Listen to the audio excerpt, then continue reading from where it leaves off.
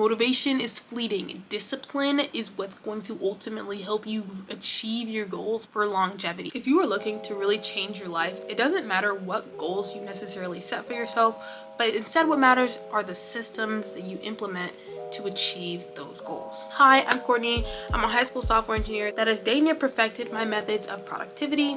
Most of the things discussed in this video are going to be based from this book, Atomic Habits, written by James Clear, which I highly recommend everybody read. It is hands down my favorite book of all time, and it has really given me perspective on how to improve my personal life and how others can improve their lives as well.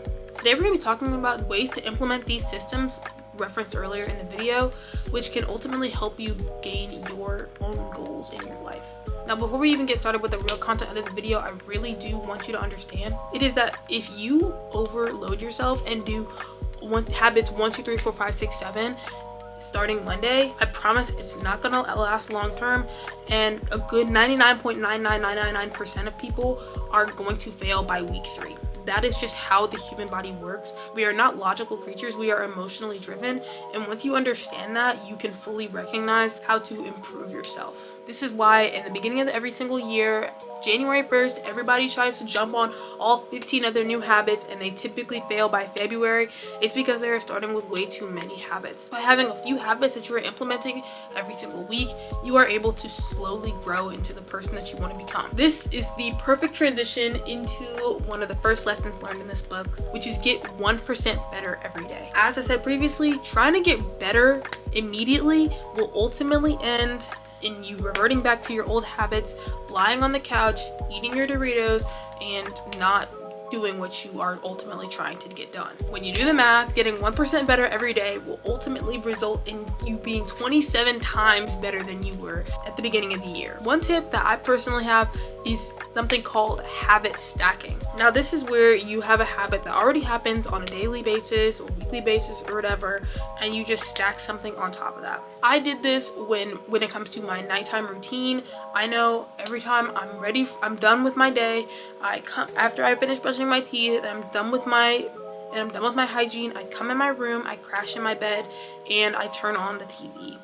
Now, one thing that I do in addition to that is I go onto YouTube, play some calm jazz music, and I read one chapter of a book every single night. And yes, this means every single night.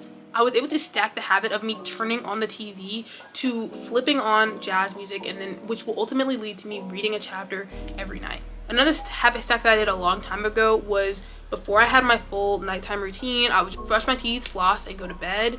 Now I know once I'm done brushing my teeth, I need to wash my face because at this point I'm wearing makeup, I've worked out, I've sweat, I have a gook and muck on my face, and I need to cleanse that off. And that's just another example of habit stacking used in my personal life. Now, one thing that I've learned in this book that I think everybody should know is that habits can be a double-edged sword.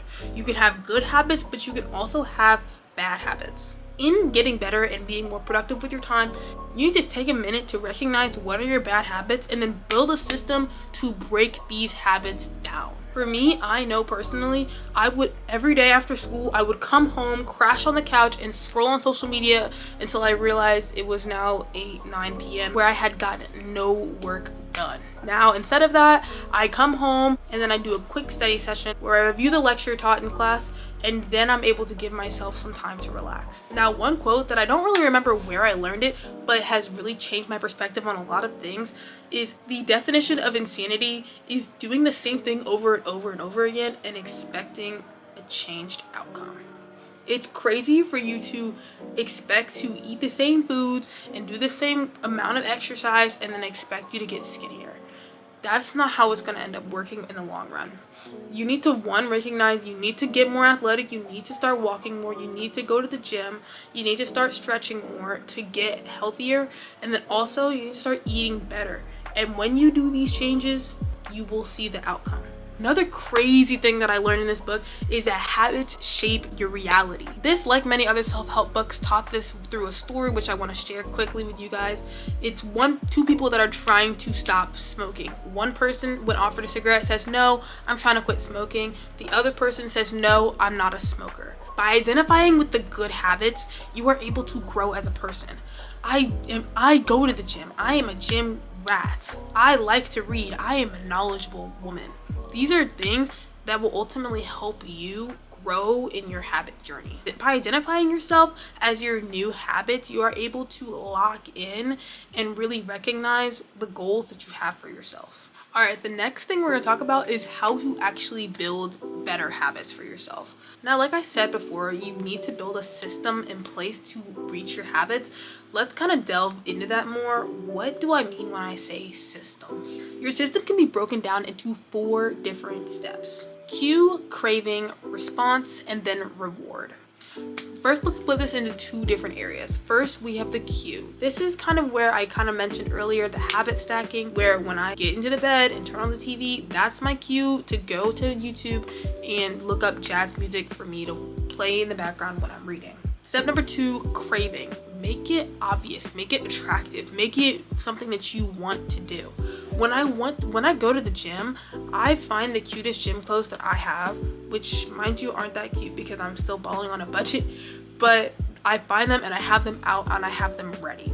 When I read at night, I have my book out and ready on my bed for me to grab and then jump into bed before I go on YouTube. You want to make this new habit as amazing looking as possible, so you want to do it. Now, the second phase is response and reward. For building a good habit, your response should be make it easy.